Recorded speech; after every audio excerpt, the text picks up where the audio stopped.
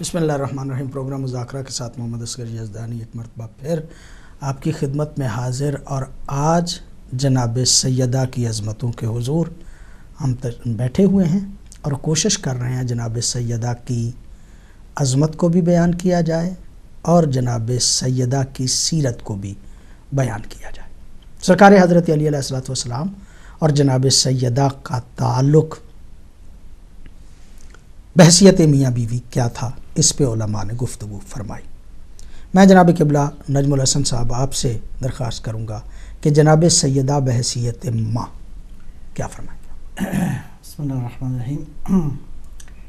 اس میں کوئی شک نہیں ہے کہ سادہ سی بات تو یہی ہے کہ جس نے کائنات میں حسنین جیسے بچے تربیت کر کے دیے ہوں، اور وہ بچے جن کی زندگی کا اوڑھنا بچھونا جو ہے سوائے خوشنودی پروردگار کے کچھ نہ ہو، اس سے بہترین والدہ کیوں کر اصلا اس کی مثال ممکن نہیں ہے۔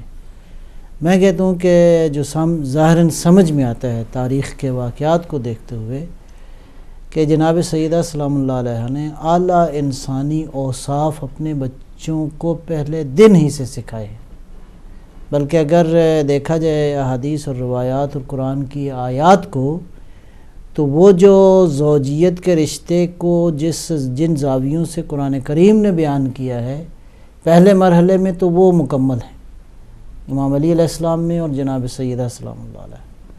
اس کے بعد یہ جیسا کہ بعض بزرگ کہتے ہیں کہ بچوں کی تربیت کرنا چاہتے ہو تو بچوں کی تربیت اس وقت شروع ہوتی ہے جب آپ اپنے بچے کے لیے اس کا کوئی ہم سفر تلاش کرتے ہیں۔ تو اس کے بعد ہم دیکھتے ہیں کہ جناب سیدہ سلام اللہ علیہ نے جس انداز سے تربیت فرمائی، اس میں غربت میں، فقر میں، مشکلات میں کس طرح زندگی کو مطلب ہے مینٹین کرنا ہے، زندگی کو چلانا ہے، اور صابر بچوں کی تربیت فرمائی اس اعتبار سے۔ اور ایک اور واقعہ بھی جو میرے ذہن میں آ رہا ہے وہ یہ ہے کہ امام حسن مجتبیٰ علیہ السلام سے روایت ہے، بالکل چھوٹے تھے، غالباً 3 سال کا سن مبارک تھا، تو روایت کرتے ہیں کہ میں نے دیکھا کہ میری والدہ شب جمعہ جو ہے وہ ساری رات مصلی عبادت پہ کھڑی ہو کے عبادت کرتی ہیں، اور میں نے دیکھا کہ وہ جو دعائے قنوت میں دعا مانگتے ہیں تو میری والدہ نے تمام تر ایک ایک کر کے مسلمانوں کا نام لیا، ہمسایوں کا نام لیا، اور رو کے بارگاہ ربوبیت میں دعا کی۔ جب فارغ ہوئیں تو میں نے پوچھا، مادر گرامی آپ نے اپنے لیے کوئی دعا نہیں کی؟ یعنی میں سمجھتا ہوں یہ تربیت کا حصہ تھا، اور کس انداز سے جو ہے وہ کن زاویوں پہ تربیت فرمائی ہے۔ تو فرمایا کہ بیٹا اگر دوسروں کے لیے دعا مانگو تو خداوند عالم آپ کی مشکلات بھی الجار ثم الدار، الجار ثم الدار۔ تو یعنی یہ جو تربیت کا عمل تھا کہ نمبر 1 تو امام فرماتے ہیں کہ ساری رات میں نے اپنی والدہ کو دیکھا کہ مصلی عبادت میں ہے۔ دوسرا یہ ہے مصلی عبادت کے اوپر کھڑے ہو کر ایسے مرحلے میں، وہ مرحلہ جو کہ انتہائی خداوند عالم کے ساتھ قرب کا مرحلہ ہے، اور نماز تہجد میں دعائے قنوت کا مرحلہ ہے، اس مرحلے میں دوسروں کو یاد کرنا، یہ اپنے سے دوسروں کو ترجیح دے۔ جی کالر ایک میرے ساتھ ہیں جی، السلام علیکم۔ وعلیکم السلام مولانا صاحب، آپ تینوں کو بھی سلام ہو۔ بڑی مہربانی۔ 3 سوال میرے پاس، میں محسن بول رہا ہوں ملٹن کین سے جی۔ پہلا سوال یہ ہے کہ حضرت فاطمہ علیہ السلام کی ایج، جب حضرت فاطمہ کی شہادت ہوئی تو اس کو اگر آپ تھوڑا سا ایکسپلین کر سکیں، کیونکہ جب میں سوچتا ہوں تو یہ مجھے ملتا ہے کہ جب اگر حضرت فاطمہ کی 18 سال ایج لی جائے تو اس کا مطلب یہ کہ جب امام حسن علیہ السلام پیدا ہوئے تو حضرت فاطمہ کچھ 11 سال کی ہوں گی۔ تو اس کے اوپر تھوڑا سا اس کو کلیریفائی کریں کہ حضرت فاطمہ علیہ السلام کی کیا ایج بنتی ہے صحیح، پہلی بات تو یہ۔ دوسری بات یہ ہے کہ جب ہم تسبیح پڑھتے ہیں نماز کے بعد، یہ تسبیح کی اوریجن کہاں سے ہوئی، اس کے اوپر بھی فرمائیے۔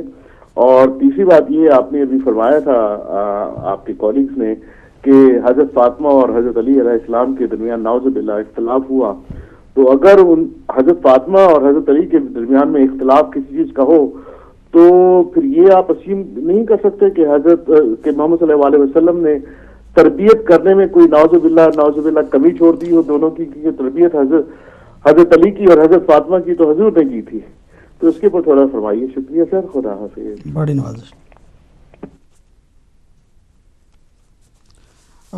ساتھ ساتھ میں میرے خیال میں کالم بھی لیں گے، آپ سے سوال بھی کریں گے، لیکن قبلہ بخاری صاحب میں سمجھتا ہوں کہ ان سوالوں کا جواب بھی مختصراً ساتھ کال ایک اور میرے ساتھ ہے. السلام علیکم.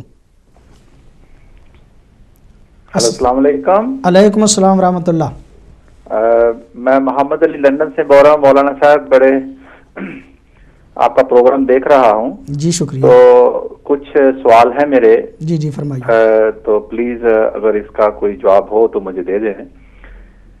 پہلی بات تو یہ ہے کہ امت کے اندر جو ڈیڈ لاک ہو چکا ہے، جیسے ہم اہل تشیع کا جو مقدمہ ہے، باغ فدا ہے، حضرت فاطمہ رضی اللہ عنہ کے اوپر دروازہ گرا، حضرت امام حسن رضی اللہ عنہ کو ان کو زہر دیا گیا، کربلا کا واقعہ، یا حضرت حمزہ رضی اللہ عنہ کو ان کا کلیجہ چبانا، یہ بہت لمبی لسٹ ہے. لیکن یہ ڈیڈ لاک ہو چکا ہے. اہل تشیع اور جو دوسرے فرقے ہیں، اہل سنت والجماعت، جو دوسرے اپنا ہیں وہابی ہیں، کوئی جتنے بھی فرقے ہیں، نام نہیں لینا چاہتا، لیکن یہ ڈیڈ لاک ہو چکا ہے. اب اس ڈیڈ لاک کو کس طرح توڑا جائے گا؟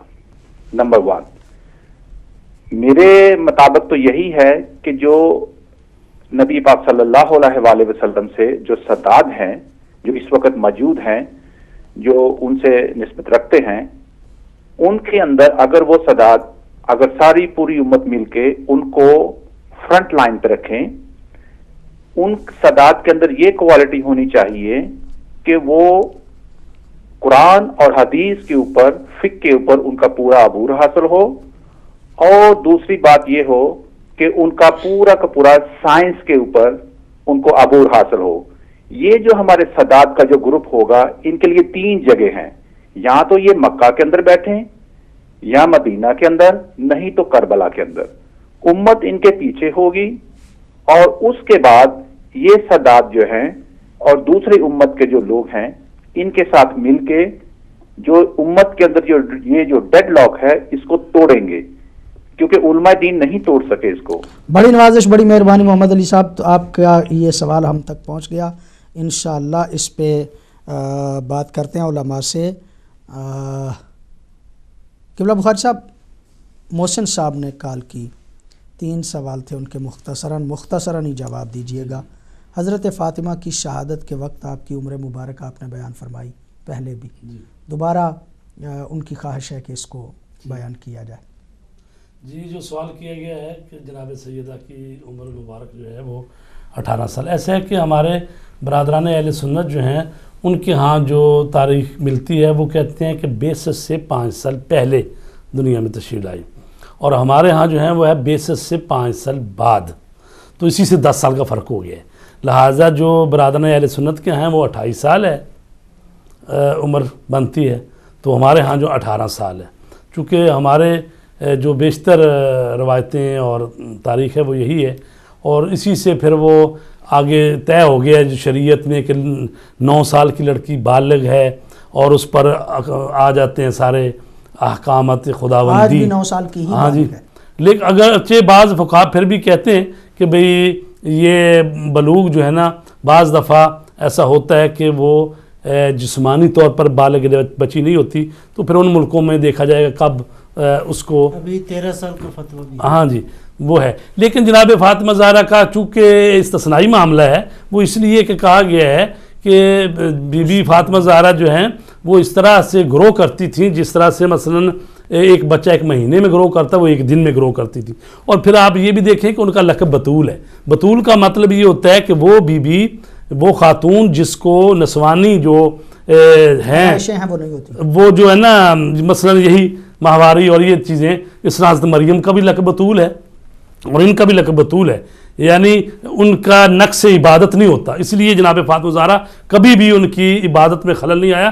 حتیٰ یعنی امام حسن اور امام حسین ادھر ولادت ہوئی اور آپ نے مصلی عبادت بچایا اور نماز پڑھی، لہٰذا وہ بطول بھی ہیں. ان کا ایک استثنائی معاملہ ہے، تو لہٰذا 18 سال ہمارے ہاں ہے کہ شہادت کے وقت. اور دوسرا سوال کا ان کا پہلو تھا کہ یہ جو بعض لوگ کہتے ہیں کہ بھی ان میں آپس میں کوئی رنجش ناراضگی مولا علی علیہ السلام اور بی بی فاطمہ زہرا، اور انہوں نے کہا کہ جی یعنی دونوں کی تربیت رسول پاک، ان کے سوال کا جواب اسی بھی شامل ہے کہ جس کی تربیت رسول پاک نے کی ہو. خود رسول پاک نے فرمایا اللہ نے میری تربیت کی ہے اور علی کی تربیت میں نے کی ہے.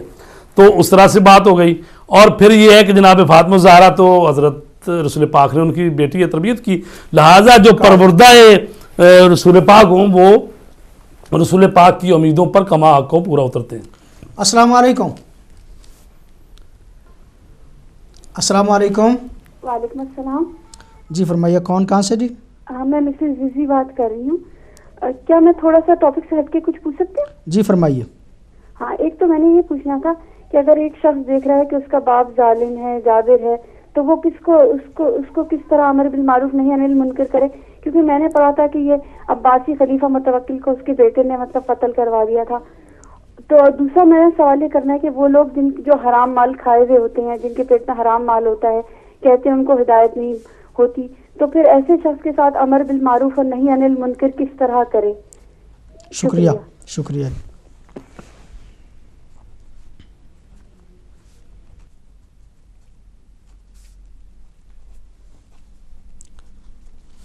قبلہ نجم الحسن صاحب، کالر ایک اور میرے ساتھ ہے. جی السلام علیکم. وعلیکم السلام مولانا صاحب محترم، اور سادات کرام کو بھی السلام علیکم. جی بڑی نوازش، بڑی میرا مہربانی. سوال یہ ہے کہ آج کل ایک بات کہی جا رہی ہے اور کہی جاتی ہے کہ کسی کے مقدسات کو مت چھیڑو، ان کا احترام کرو. تو میرا سوال آپ سے خاص کر سادات سے یہ ہے کہ جو لوگ بی بی پر ظلم کرنے والے ہیں، اب ہمیں کسی کے مقدسات کو اعلیٰ رکھنا پڑے گا یا کہ بی بی کے ظلم جو بی بی پر ہوا ہے اس بات کو آگے رکھنا پڑے گا ہمیں؟ اگر بی بی کے مجرم جو ہیں یا جو ظلم کرنے والے ہیں جن سے بی بی غضبناک ہیں، اگر ان کا احترام ہم بھی کرنے لگے تو پھر یہ شیعہ قوم کہاں کھڑی ہوگی؟ اور دوسرا جو مسرور بن مخرمہ ہے جس سے روایت ہے ابو جہل کی بیٹی کی شادی کے بارے میں، وہ 6 سال کی عمر میں مدینہ آیا، سن 8 ہجری یا اس کے بعد کا واقعہ ہے. تو یہ عبد الرحمن بن عوف کا بانجا ہے، تو حضرت عبد الرحمن بن عوف جو حضرت علیہ السلام کے مخالفین میں سے تھے. تو ایک بچے کی بات کو اتنا کیوں اچھالا جا رہا ہے جبکہ اکابر صحابہ اس پہ خاموش ہیں؟ ام المومنین نے جنگ بھی لڑی لیکن ان کی زبان سے کوئی ایسی بات نہیں آئی. تو اس میں یہ لوگ سمجھ لیں کہ اگر ام المومنین جنگ کرتے ہوئے اگر کوئی ایسی بات ہوتی تو وہ پہلے طرح دیتی. شکریہ جی. بڑی نوازش، بڑی مہربانی. علی جان صاحب پروگرام میں شامل ہوئے، اللہ تعالیٰ ان کی توفیقات میں اضافہ فرمائے. کالر میرے ساتھ ایک اور ہیں. السلام علیکم. وعلیکم السلام. میں یزدانی صاحب سے بات کرنا چاہ رہا ہوں. جی آپ یزدانی صاحب سے بات کر رہے ہیں، فرمائیے کیا حکم ہے؟ یزدانی صاحب، آپ پہ ایک مسئلہ یہ ہے کہ کل رات میں نقوی صاحب ہے شاید مانچسٹر سے، وہ پروگرام کر رہے تھے، تو انہوں نے کہا کہ ایران سے ان کو کسی نے ٹیلی فون کیا ہے کہ کچھ یتیم لوگ ہیں 4-5 ہیں جن وہ بیچارے کچھ ڈونیشن کے انتظار میں ہیں. انہوں نے کہا کہ اگر کوئی آدمی ہم کو خبز کی رقم ہو یا کسی کے لیے نماز پڑھوانا ہو تو ہم اس سے کانٹیکٹ کریں. تو انہوں نے نمبر بتایا تو مجھے یاد نہیں ہے، میں لکھ نہیں سکا، تو مہربانی کر کے ان کا مجھے نام اور ایڈریس چاہیے تاکہ آپ ایسا کریں کہ آپ کنٹرول روم میں اپنا نمبر لکھ چھوڑ دیں. جب آپ کنٹرول روم میں اپنا نمبر چھوڑیں گے تو پھر ہم آپ سے رابطہ کر لیں گے. بڑی نوازش، بڑی مہربانی. کنٹرول روم والوں سے درخواست ہے میری کہ ان کا نمبر جو ہے وہ لے لیا جائے.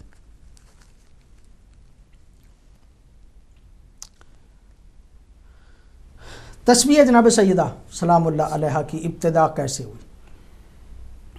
الاجمال جس سے مجھے یاد پڑ رہا ہے کہ بی بی جو ہے وہ ختمی مرتبہ صلی اللہ علیہ وسلم اپنے بابا کے پاس گئیں کہ کوئی جو ہے نا گھر میں کمک کرنے کے لیے کسی کو کبھی عطا فرما دیں، عطا کرے. تو پیغمبر نے فرمایا کہ بیٹا میں ایک ایسی چیز آپ کو دیتا ہوں جو آپ کے لیے دنیا و آخرت کے لیے بہتر ہے. تو ایک شان نزول تو اس تسبیح کی یہ بیان کی گئی ہے. تو حضرت نے فرمایا یہ تسبیح. ایک یہ بھی ہے بعض روایات میں کہ بی بی یہ تسبیح پڑھتی تھیں اور پیغمبر نے مطلب اس کو عطا فرمایا. امام صادق علیہ الصلوۃ والسلام سے یہ روایت ہے کہ کسی نے پوچھا کہ فرزند پیغمبر یہ بیان کریں کہ یہ جو قرآن کریم میں آیا ہے اذکر اللہ ذکرا کثیرا، کہ اللہ کا بہت زیادہ ذکر کثیر کرو، تو یہ ذکر کثیر کیا ہے؟ تو ارشاد فرمایا کہ ہماری دادی ہماری جدہ کی تسبیح جو ہے وہ ذکر کثیر ہے پروردگار کا۔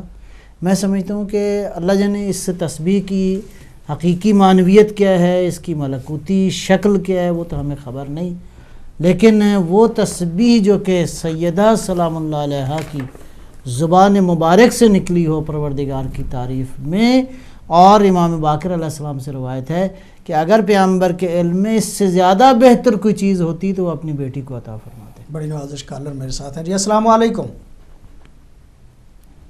السلام علیکم۔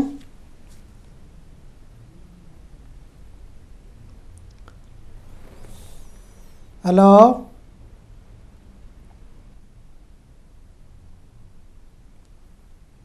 کال ڈراپ ہو گئی جی۔ محمد علی صاحب لندن سے بڑے درد مندانہ انداز میں انہوں نے قبلہ ایک بات کی، وہ فرماتے ہیں امت میں ڈیڈ لاک واقع ہو گیا ہے، اختلافات۔ کالر ایک ساتھ ہیں جی۔ السلام علیکم۔ وعلیکم السلام۔ کون بھائی، کہاں سے جی؟ جی میں مرید بات کر رہا ہوں دادو سے۔ جی مرید صاحب۔ جی سر، یہ ایک چھوٹی سی عرض تھی کہ وہ بیوی کا جو آپ کا کوسچن ہے اس پہ ہمارے ساتھ ایک اسم جاوید صاحب ہوتے تھے کسٹم افسر میں، تو ان کا ڈرائیور تھا چھوٹا سا، تو وہ کہتے تھے کہ اگر ہم بیوی پہ بیان کرتے ہیں کہ تو کربلا کا بھی واقعہ کم لگنے لگتا ہے، تو اس پہ اس طرح سے وہ الجھ جاتے تھے بیچارے، تو مجھے کہتے تھے کہ ہم اگر بیوی پہ بات کرنا شروع ہو جاتے ہیں تو کربلا کا واقعہ بھی کم لگنے لگتا ہے، کیونکہ سارا کچھ یہیں سے شروع ہوتا ہے۔ بڑی نوازش، بڑی مہربانی، اور شکریہ۔ دوسری میری یہ عرض تھی کہ مولوی جان علی شاہ کو آپ سندھی میں دعائے کمیل پڑھوائیں۔ بڑی نوازش، بڑی مہربانی۔ دعائے کمیل عربی میں ہے میرے بھائی، وہ سندھی میں تو نہیں پڑھ سکتے، البتہ اس کا ترجمہ سندھی میں۔ بڑی نوازش، بڑی مہربانی، شکریہ۔ بڑی نوازش، بڑی مہربانی۔ دادو سے مرید شاہ صاحب، مرید صاحب پاکستان دادو سے کال تھی، اور کال ظاہراً کالیں اگر بند کر دی جائیں تو زیادہ مناسب رہے گا۔ یہی کالیں جو ہیں ان کا لیتے ہیں جواب، اور پھر علماء سے کسی حد تک قبلہ امت میں ڈیڈ لاک واقع ہو گیا بقول محمد علی صاحب کے کہ کچھ مسائل ایسے ہیں جو لا ینحل ہیں، حل نہیں ہو رہے۔ جو انہوں نے تجویز دی وہ تو کہتے ہیں کہ سادات کو آگے لگایا جائے، اور سادات کو مکہ مدینے یا کربلا میں بٹھا کے ان کو سائنس اور علم مشکل سے مطلب سائنس اور علم جو ہے جتنا بھی ہے یہ حاصل کریں، اور پھر یہ خود بیٹھ کے ان مسائل کو حل کریں۔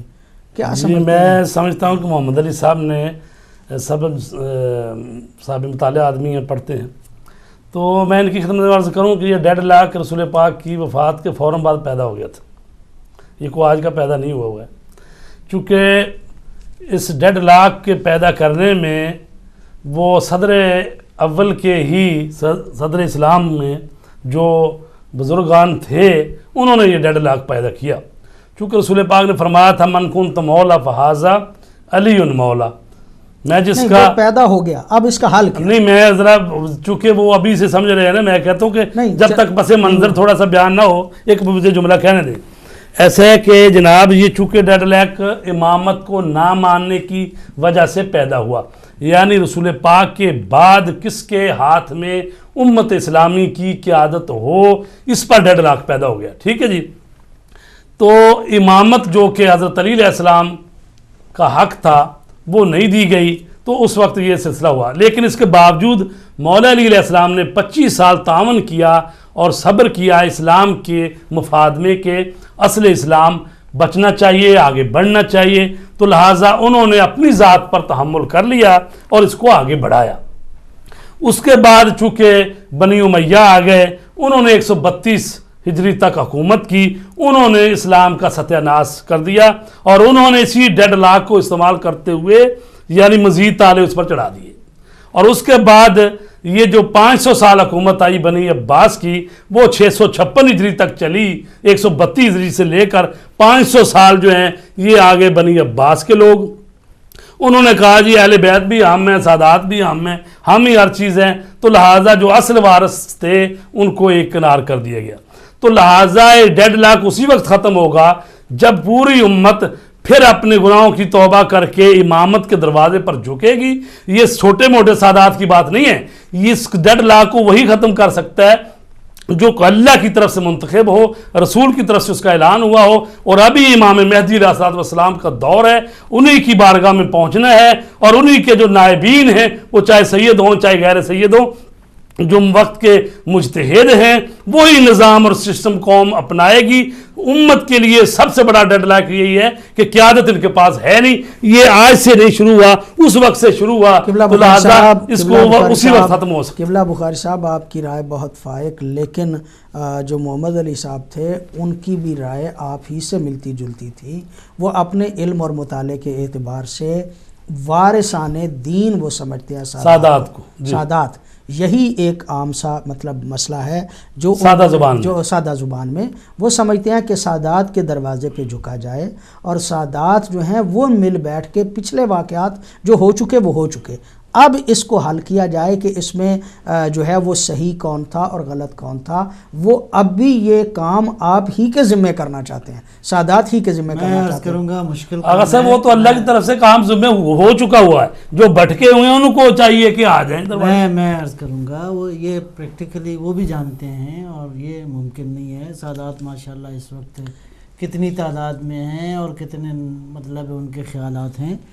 میں سمجھتا ہوں کہ ابھی زمانہ آیا ہے، یہ پھر بات آئے گی اس بات کی طرف کہ ابھی اس مرحلے میں پہلی بار پوری انسانی تاریخ میں یہ ہوا ہے کہ حقائق لوگوں کے سامنے آنا شروع ہوئے ہیں۔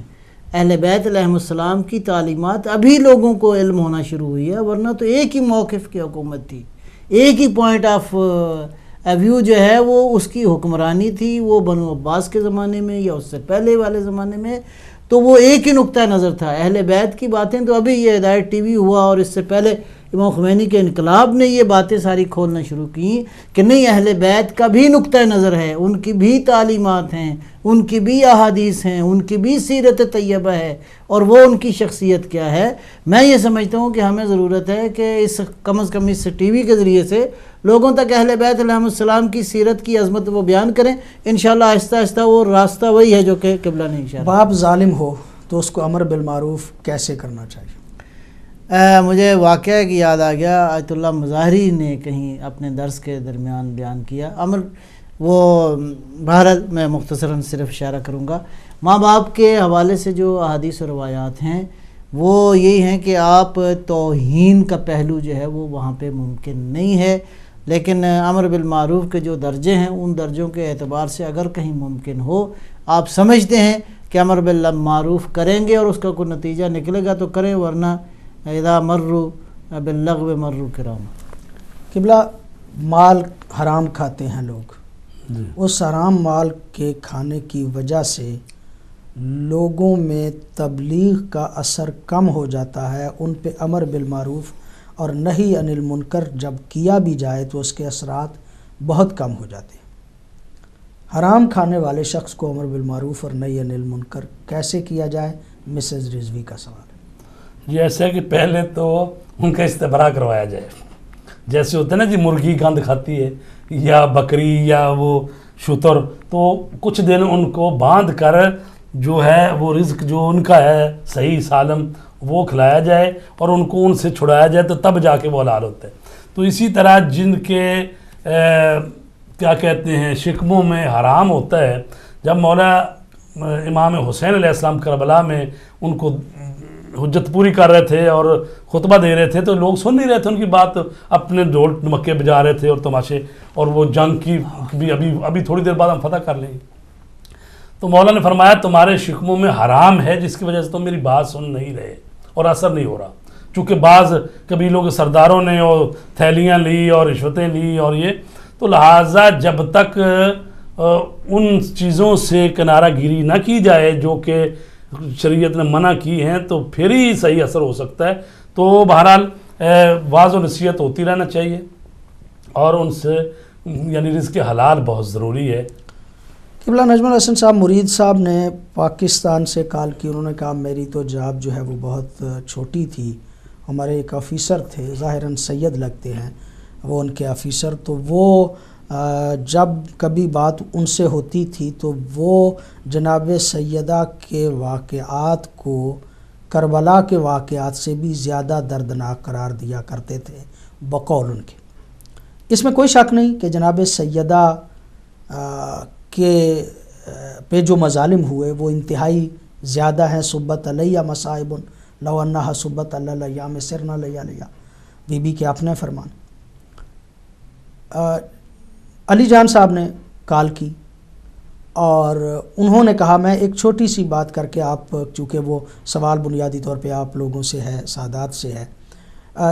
علی جان صاحب نے کہا کہ وہ روایت جس بندے نے بیان کی وہ بچہ تھا, عبد الرحمن ابن عوف صحابی جو ہیں ان کا بھانجا تھا, لہذا وہ روایت قابل قبول نہیں. تو وہ تو پہلے ہم کہہ چکے کہ وہ روایت جو شادی والی کہی جاتی ہے ابو جہل والی, وہ جو ہے وہ سند کے اعتبار سے بھی اور وہ بھی برادران جنہوں نے نقل کی ہے وہ بھی اس کو صحیح نہیں سمجھتے. البتہ مطلب بعض اوقات بعض بندے بغضے اہل بیت چونکہ ان میں موجود ہوتا ہے, لہذا اس کو وہ نقل کر کے توہین کرنے کی کوشش کرتے ہیں. جو بات انہوں نے کی وہ یہ تھی کہ جو دشمن ہیں جناب سیدہ کے یا جنہوں نے مظالم کیے ہیں جناب سیدہ پہ, کیا ہم بھی ان کا احترام کرنا شروع کر دیں؟ تو میں سمجھتا ہوں کہ احترام کا تو کسی نے نہیں کہا اور کبھی بھی یہ ممکن ہی نہیں کہ جناب سیدہ کے دشمن کا ہم احترام کریں, یہ ممکن نہیں ہے.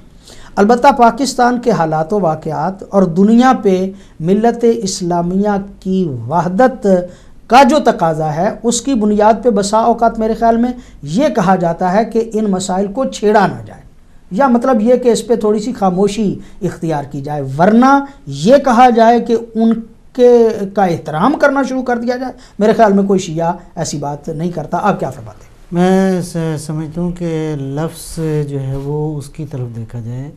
نارملی علماء فقہا بزرگان یہی کہتے ہیں کہ مقدسات کا احترام کیا جائے. مقدسات کا احترام سے مراد یہ ہے کہ جو دیگر مکاتب فکر کے لوگ ہیں ان کی نظر میں بعض چیزیں مقدس ہیں, ان کی نظر میں قابل احترام ہیں, ان کی نظر میں ظاہر ہے کہ ان کی عقیدت ہے. ٹھیک ہے جی, وہ جو بھی معاملات ہیں, وہ کوئی بھی مذہب کا آدمی ہو, کسی بھی دین کا آدمی ہو, کہ ہر دین ظاہر ہے فرض کریں ہندو بھی ہے تو اس کے مقدسات کا احترام ہمیں کرنا چاہیے, یعنی ان کی توہین نہیں کرنا چاہیے. میں وہی عرض کر رہا ہوں کہ مقدسات کا احترام کوئی بھی نقطہ نظر کسی کا ہو بالکل احترام کرنا چاہیے. وہ احترام یہ ہے کہ آپ, میرا مطلب ہے ان کا جو عقیدہ ہے اس کی توہین نہ کریں. توجہ فرمائیں, جو ابھی آپ نے بیان فرمایا توہین مقصود نہیں ہے. البتہ بعض اوقات یہ بھی ہوتا ہے کہ آپ فقط ذکر کرتے ہیں اور ظاہر ہے کہ کتابوں میں بہت ساری چیزیں موجود ہیں. اب کتابوں سے یا کتابیں ختم کر دی جائیں یا کتابوں سے نکال دیا جائے, یہ علیحدہ بحث ہے, لیکن کتابوں میں بہت کچھ ہے. جیسے ابھی بھی بہت ساری باتیں ہوئی ہیں امیر المومنین علیہ السلام کے بارے میں, حضرت زہرا کے السلام اللہ علیہ کے بارے میں کتابوں میں بہت ساری چیزیں ہیں. ہم بہت سارے دلائل کی روشنی میں ان کو نہیں مانتے, ہمارا عقیدہ نہیں ہے ان کے بارے میں. لہٰذا یہ بات اپنی جگہ پہ مسلم ہے کہ دوسروں کے مقدسات کا احترام کرنا چاہیے, اور وہ یہی ہے کہ ان کے مطلب ہے ان کے عقیدے کی آپ توہین نہ کریں. جہاں کہیں بات آتی ہے مطلب دلائل کی فرض کریں تو آپ بنحو احسن ایک دوسرے کو دلائل دیں اور کتابوں کی شکل میں اور یا باقی دلائل کی روشنی میں. ہاں جہاں تک تعلق ہے بعض اوقات یہ ہوتا ہے, اور میں سمجھتا ہوں کہ ابھی بھی شاید حالات ایسے ہی ہیں, وہ یہ ہے کہ اصلاً معاملات کو چھیڑنا بھی بعض اوقات مشکل اور پریشانی کا باعث ہوتا ہے.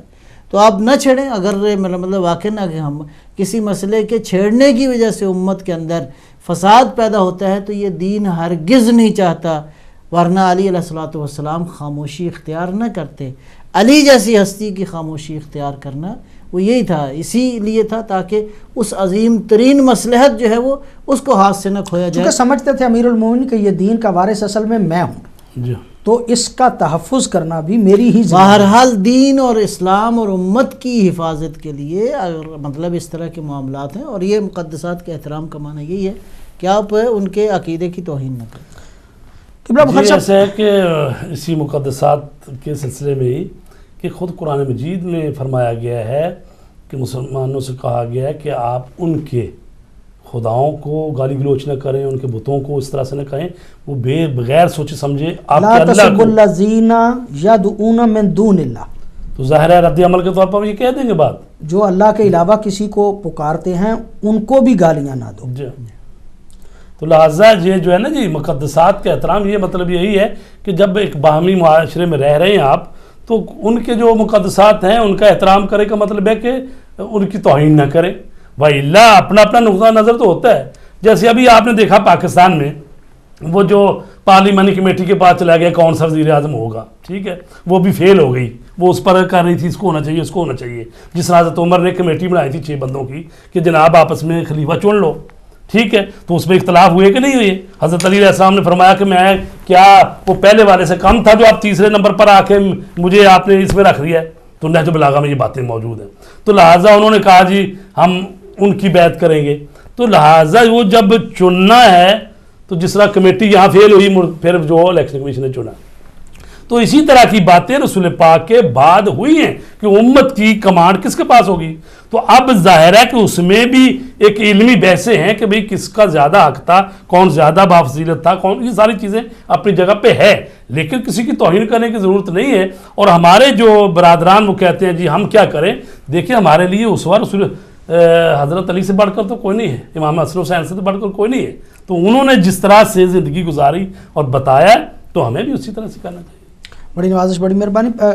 سوال آپ سے قبلہ، میں پھر واپس پلٹ کے جاؤں گا. تھوڑی سی ترتیب ہماری جو ہے وہ پروگرام میں جناب سیدہ کی عظمت پہ بدل گئی اور ہو گئی. جناب سیدہ بحیثیت بیٹی اس کا تذکرہ ہم نے نہیں کیا، یعنی وہ زندگی کا حصہ. اقبال نے بھی کہا کہ اور پھر حدیث کسا کے بھی لفظ ہے کہ ہم فاطمہ تو و ابوہا و بالوہا و بنوہا. تو وہ فاطمہ کا اپنے باپ کے ساتھ تعلق، یعنی بحیثیت بیٹی ہوتے ہوئے پیغمبر گرامی کے ساتھ کس طرح سے اخلاق تھا، کس طرح سے طرز زندگی تھا، طرز معاشرت تھا جناب سیدہ. جی جناب فاطمہ زہرا سلام اللہ علیہا 2 سال کی تھی جب وہ شب ابی طالب میں 3 سال کے لیے جو بائیکاٹ انہوں نے کیا تھا حضرت خدیجہ سلام اللہ علیہا کے ساتھ. اور بی بی جب وفات پا گئی ہیں تو اس کے بعد رسول پاک کی جو گھریلو گھر میں کام ہم جناب فاطمہ زہرا کرتی تھی. اور حتیٰ کہ کبھی ایسا بھی ہوتا تھا کہ آپ حرم میں ہیں اور تبلیغ کر رہے ہیں، کسی نے اہانت کر دی، کسی نے سر پر خاک پھینک دی، یا کبھی آپ نماز پڑھ رہے ہیں تو سجدے کی حالت میں ان ظالموں نے آپ پر وہ کثافت، اوجڑی، الٹکی وغیرہ ڈال دی. اور جناب فاطمہ زہرا گئیں اور وہ اتاری، اور اس کے بعد باپ کے سر اقدس کو دھویا اور ساتھ گریہ کرتی جا رہی ہیں. تو رسول پاک کو وہ تسلیاں دیتی تھیں اور رسول پاک ان کو تسلیاں دیتی تھیں. اور اس طرح سے محبت سے اپنے باپ کے ساتھ شفقت سے محبت کرتی تھی. شفقت تو کہنا بھی ٹھیک نہیں ہے، لیکن اس طرح سے محبت کرتی تھی کہ خود رسول پاک فرماتے ہیں کہ میری بیٹی تو میری بیٹی نہیں ہے بلکہ تو میری ماں ہے. ام ابیہا، اسی لیے ان کا لقب ہے ام ابیہا، اپنے باپ کی ماں. جس طرح سے ایک ماں اپنے بیٹے سے محبت کرتی ہے اور اس کے ہر کام کاج میں اور اس کے تربیت کرنے میں جس طرح سے گویا ایک رول ادا کرتی ہے، تو جناب فاطمہ زہرا نے اپنے بابا کے ساتھ اتنی محبت کی اور اس طرح سے یعنی گویا کہ یہ پورا دین اسلام رسول پاک لے کر آئے ہیں نا جی. تو اسی پر تو بی بی خود قربان ہو گئی، ان کے بچے قربان ہو گئے، ان کی اولاد قربان ہو گئی، ان کے شوہر کو سب کو شہید کر دیا گیا. تو رسول پاک فرماتے ہیں تو میری ماں ہے ام ابیہا. اس طرح سے چاہتی ہیں. کہہ بھی وہ رہے ہیں کہ جنہوں نے ماں کی شفقت کو بھی اتنا عرصہ نہیں دیکھا. میں یوں کہوں کہ جو کائنات کے لیے رحمت تھا اس کے لیے فاطمہ رحمت تھی. اور پھر وہ جنگ احد میں بھی بیان کیا جاتا ہے کہ جب پیغمبر گرامی صلی اللہ علیہ وآلہ وسلم کے دندان مبارک جو ہیں وہ شہید ہوئے یا پیغمبر گرامی زخمی ہوئے، افواہ پھیل گئی کہ رسول پاک شہید ہو گئے تو جناب سیدہ احد میں جا کے مطلب مرہم پٹی جو ہے وہ کرتی رہیں پیغمبر گرامی کے ساتھ. یعنی بحیثیت بیٹی اس انداز کو اختیار کیا، جیسے قبلہ علامہ فرما رہے تھے کہ جس طرح ایک ماں اپنے بیٹے کے ساتھ کرتی ہے، اس طرح سے محبت اور اس طرح سے شفقت. اور یہ جملہ جو ہے نا واقعا مجھے بڑا پر لطف لگتا ہے، اور کسی بزرگ کا یہ جملہ ہے کہ بیٹی ہوتے ہوئے جسے ماں کا لقب مل جائے، ماں ہوتے ہوئے اس کی عظمت کتنی بلند. اللہم صلی اللہ علیہ وسلم. قبلہ کیا فرماتے ہیں آپ؟ بالکل یہی بات ہے. میں بھی عرض کروں گا کہ وہ ہستی جو ساری کائنات کے لیے رحمت تھا، اس کو اگر کہیں محبت کا احساس ملا تو وہ اپنی بیٹی تھی فاطمہ زہرا. یعنی اور یہ تعبیر عجیب ہے کہ پیغمبر یہ فرمائیں بیٹی سے، فدا کے ابو کے یا فاطمہ، تیرا بابا تجھ پہ فدا ہو جائے. یعنی کوئی ایسے نہیں ہے. اور یہ باتیں خالی وہ نہیں ہیں، محاوراتی جملے نہیں ہیں، خاتم المرسلین کا جملہ ہے، فدا کے ابو کے، تیرا باپ تجھ پہ فدا ہو جائے. جس کائنات ساری کو حکم ہے کہ وہ پیغمبر کا احترام کرے، وہ پیغمبر، یہ واقعاً میں سمجھتا ہوں کہ باپ اور بیٹی کا عشق اور محبت تھا، اور یہ کائنات کے لیے اسوہ ہے کہ باپ اور بیٹی کو کیسا ہونا چاہیے، یہ تعلق کس طرح، خصوصاً ایسا باپ جو زندگی میں جس کی زندگی میں ایک بڑا مقصد ہے. اگرچہ مطلب ہے ساری اولاد کے حوالے سے بات ہے، لیکن یہاں پہ پیغمبر کی تو ایک ہی بیٹی تھی، اور ایک ہی بیٹی نے کس انداز سے اپنے والد کا بڑی نوازش. بڑی مہربانی قبلہ آپ کی، بڑی مہربانی قبلہ آپ کی. آج کا پروگرام مذاکرہ جناب سیدہ سلام اللہ علیہا کہ حضور آپ کی عظمت کے چند جملے ہم نے اپنی بساط کے مطابق عرض کرنے کی کوشش کی، ورنہ جناب سیدہ کی عظمت بہت بلند و بالا تر ہے. جس شخصیت کو پیغمبر گرامی ارشاد فرمائیں کہ کائنات میں سب سے زیادہ محبوب ہستی میرے نزدیک سیدہ زہرا فاطمۃ الزہرا ہے، اس کی عظمت کتنی بلند ہوگی. ہمارے ایک دوست، مجھے کال ان کی سن کے کچھ ایسے محسوس ہوا کہ ان کا تعلق شیعہ مکتب سے نہیں، محمد علی صاحب، چونکہ کچھ الفاظ انہوں نے، اگر وہ شیعہ ہیں تو میں معذرت چاہتا ہوں، انہوں نے کہا کہ امت میں ڈیڈ لاک واقع ہو گیا ہے. کچھ واقعات، کچھ مسائل ایسے ہیں کہ جو حل نہیں ہو رہے. حل بھی انہوں نے بیان کیا، اور وہ حل یہ ہے کہ سادات کی خدمت میں حاضر ہوا جائے، ان کے ہی ذمے لگایا جائے. اپنی فکر اور اپنی سوچ کے مطابق انتہائی بہتر مشورہ انہوں نے دیا.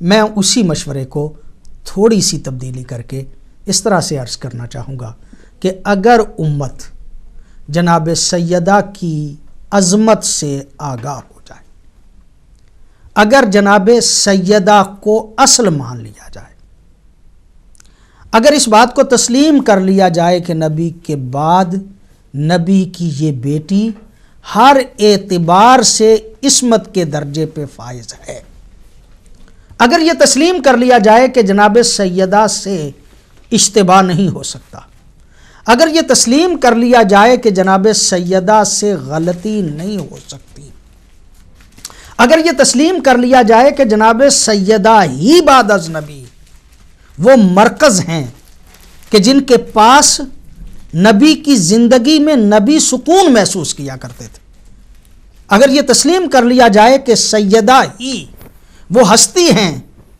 کہ جن کے پاس امت کے تمام مسائل کا مداوا ہے، سیدہ کو حق تسلیم کیا جائے، سیدہ کی بات کو صحیح تسلیم کیا جائے، سیدہ جس انداز میں بھی بیان کریں جناب سیدہ کی بات حق ہے، مد مقابل شخصیات کی عظمتوں کو، مد مقابل شخصیات کو نہ دیکھا جائے بلکہ سیدہ کو حق جانا جائے، تو امت کا ڈیڈ لاک ختم ہو سکتا ہے، امت کے مسائل ختم ہو سکتے ہیں. جہاں جناب سیدہ جو کہیں امت وہ مان لے، جس کے مقابلے پہ جناب سیدہ ہوں اسے کبھی حق تسلیم نہ کیا جائے. سیدہ کے مقابلے پہ کسی بھی آنے والی شخصیت کے بارے میں دل میں نرمی اور نرم گوشے نہ رکھے جائیں تو امت ڈیڈ لاک سے نکل سکتی ہے. میں سمجھتا ہوں کہ واقعاً اگر ہم اس بات پہ متفق ہیں کہ سیدہ عظمتوں کی مالک ہے اور پیغمبر گرامی کے سب سے زیادہ قریب ہے اور معصوم ہے، عصمتوں کے درجے پہ ہے، تو پوری امت کو جناب سیدہ کو حق مان لینا چاہیے، جناب سیدہ کو تسلیم کر لینا چاہیے۔ اگر جناب سیدہ کی عظمت کو، ان کے فرمان کو، ان کے کردار کو، ان کی عظمتوں کو تسلیم کر لیا جائے، امت کا ڈیڈ لاک ختم ہو سکتا ہے۔ محمد اصغر یزدانی کو آج کے پروگرام مذاکرہ سے اجازت دیجیے۔ والسلام علیکم ورحمۃ اللہ وبرکاتہ۔